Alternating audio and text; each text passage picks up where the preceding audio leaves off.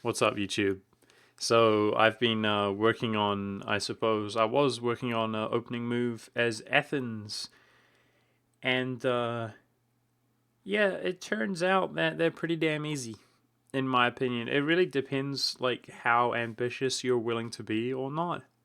But I've been spending a lot of time trying to do an opening move, where I went through all of the different scenarios, like how much can you take from Byzantium? Can you fully annex them when you break away?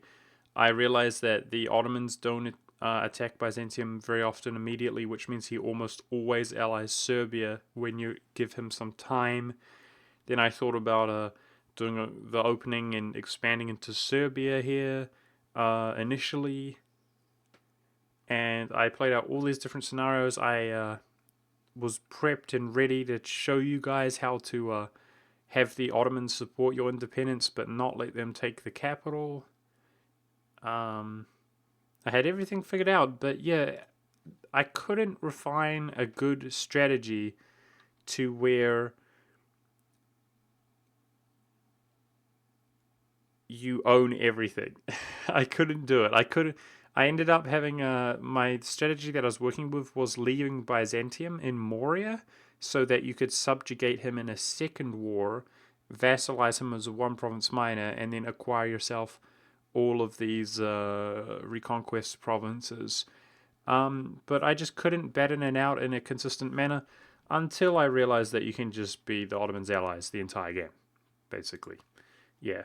So he's involved in a big war here, but he's the Ottomans. Worst case scenario, he loses a chunk of land and he's still good. In this game, that is. But yeah, I've got a truce with just about everybody around me. Venice, Serbia. We attacked Bosnia, Hungary annexed them. We're not at any risk of being attacked. And I have over 10 favors with the Ottomans, and that's because we gave him land. We led all the wars and gave him land. I gave him Corfu, and I actually was chilling here, sort of seeing if I could maintain him as my ally, which I could. I conceded the capital to him, and I've been fairly prosperous. I just accepted the Renaissance, and I've actually been really enjoying myself, guys. This is really different. Like, whenever I play a tiny little nation, I usually am kind of stressing out and trying to refine a really good strategy. And it kind of dawned on me, why not do this? Why not just have the south of Greece? I just declared on Venice and took the islands and gave him Corfu to gain some favors. As far as Serbia is concerned, I didn't do that strategy I mentioned, but by the time I declared all I did is become independent. That's it.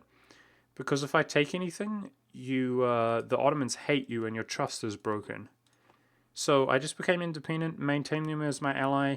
Truce was up. I claimed these two provinces, attacked him again. By that time, he was allied with Serbia. I took one province up here. Serbia also rivaled me, humiliated him. We got plenty of power projection. Took that, went into broke his ties with Bosnia, went into Bosnia next, but I gave Constantinople to Byzantium. And then we've been doing. This was actually my second war with Venice. My first war was against the Knights while he was guaranteeing. I offered the Ottomans land. He would join if I offered him land. I gave him some of, like, Albania, which Venice had, and took Crete and Rhodes. Next war, we took these two and gave him Corfu. Pretty cool stuff, yeah. And I was thinking, like, what I would do now. I can fabricate on the Mamluks. When he's ready to go, he's not ready to go at this point. I'd bring him in against the Mamluks and keep a kind of buffer zone. Keep in mind, I didn't promise him land this time. We've got favors. And I would begin expanding into Egypt here. I'm just chilling, getting religious ideas to help me stabilize the land that I take. And yeah, I'm really enjoying myself. It's really different. And I started thinking, if I have this region up here, in due time, what if I went through North Africa as I become more and more powerful? And I thought it would be pretty cool to play like, kind of like, we are Tuscan, guys. Our culture is Tuscan. And I thought it would be pretty cool to kind of try to go into Rome. I did convert Orthodox myself. So getting Jerusalem, Mecca, Rome is pretty worthwhile. And yeah, like Western Roman Empire, Eastern Roman Empire from like our ally Ottomans kind of style.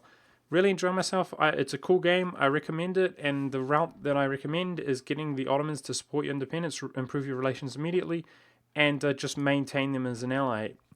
It's going to be really important, guys, when you declare the war. Keep their relations at above 100. In fact, keep them at above 125, because when you peace out, you lose the modifier for being at war with each other. And you want to make sure his relations are above 100 so that he doesn't flip hostile when he desires your land and breaks his alliance. So that's about it. Make sure any war that you declare to appease him at all costs. Don't mess around and break your alliance with him, or else it's over. But I think the Athenian achievement of getting 50, what is it? Academical. Athens owns 50 universities. At this rate, nice and easy. And like I said, kind of Greek, although we are Tuscan culture.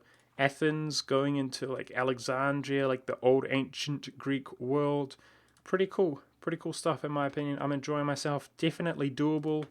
And I'm basically just scrapping the opening move. It's not necessary. Instead, I'm just uploading this video where I kind of let you guys know it's a good time to get this achievement, and I recommend it. Either way, I'll be working on something else, and I hope you enjoy this as opposed to nothing. Thanks for watching, guys.